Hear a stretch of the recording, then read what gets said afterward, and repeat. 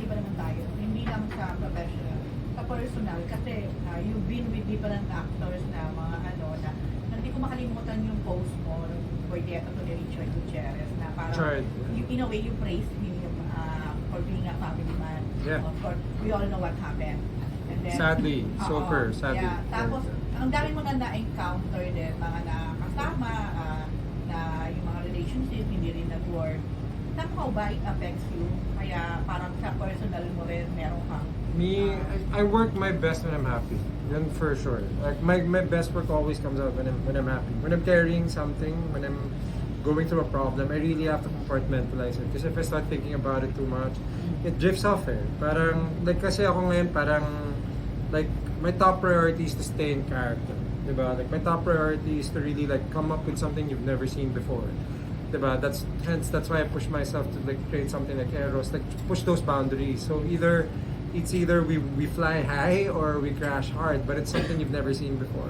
So that's my priority. So parang if I think about my problems too much, if I think about like my issues too much, then it's gonna be too much of Jake. And you've seen that already.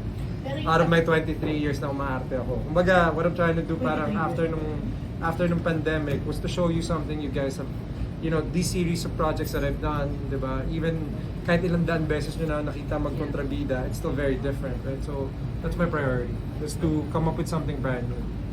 Hindi rinse and repeat. May tanong ka about chart? Yung more sa personal, sa love life, sa relasyon, hindi ka ba nagkakaroon ng parang, in a way trauma na papaksal pa ba ako? Will I go to the next step? Kung ganito I'm very happy right now. So parang, so like for me, parang, you know, you can't, I don't doubt God's plans for me. I don't doubt the process anymore. In fact, parang that's what I live for, is the process. So, nandun na ako sa, you know, I'm in that stage in my career where it's almost like Tito Eddie. I like to jump into these projects and enjoy the process.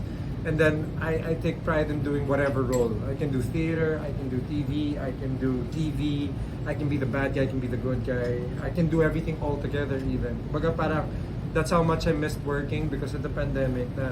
I like to do 3 projects at the same time or 4 projects at the same time and stretch myself. And part of the whole thing is for everyone to see na I did it all at the same time. And they're like, parang niya ginawa yun. Diba? And that's kind of like my route right now. Parang sama ni Tito Eddie, who I really do idolize. Na parang, you know, magugulat ka na lang kay Tito Eddie in 1 year, dami niyang pelikula, different types of characters, different types of roles. Some projects do well, some don't. You know, sometimes he does an indie movie, sometimes he has a mainstream movie. So parang I'm in that point in my career where sinistretch ko sarili ko bilang artista na I can, you know, maybe that's why I have a lot of work kasi nga I'm easily casted for things. Hindi rin ako ma-acted. For me, parang, like I said, parang I pride myself in, you know, parang they give me a project like this and then it's not exactly, diba, on paper, it's not exactly, diba, the title role, tulad niya sinabi. But parang parang I pride myself nga in this kasi I'm able to elevate it. And I do believe if I work hard, if I prepare for it, if, you know, if things come together where the director likes what I'm giving, and then it usually flies. It usually works out. Jake, how do you find balance? What's a day like for you given na? Me? How do you find time for love, for other things you like? I've come to realize na parang I just stay very truthful to my process. So like for me, every single day I read my scripts. Every single day, if I'm not in a project or if I'm not doing a project, I'm constantly reading scripts kasi I know one day madadatnan ko tong role na to. And if I do read it, if I try to perform it, if I experience it one time, when they offer me something like this, it's gonna be better. It's gonna be more refined. Hindi na raw. Diba? Kasi like, parang, you know, in an actor's career, you start out raw, like emotions. Diba? Parang raw emotions, parang hindi ma-acting. And then you go through your career and then you're constantly looking for ways to refine it. Constantly looking for ways to be better and grow, diba? So, for me, parang, yeah, one thing na hindi ko tinatalikuran yung proseso ko.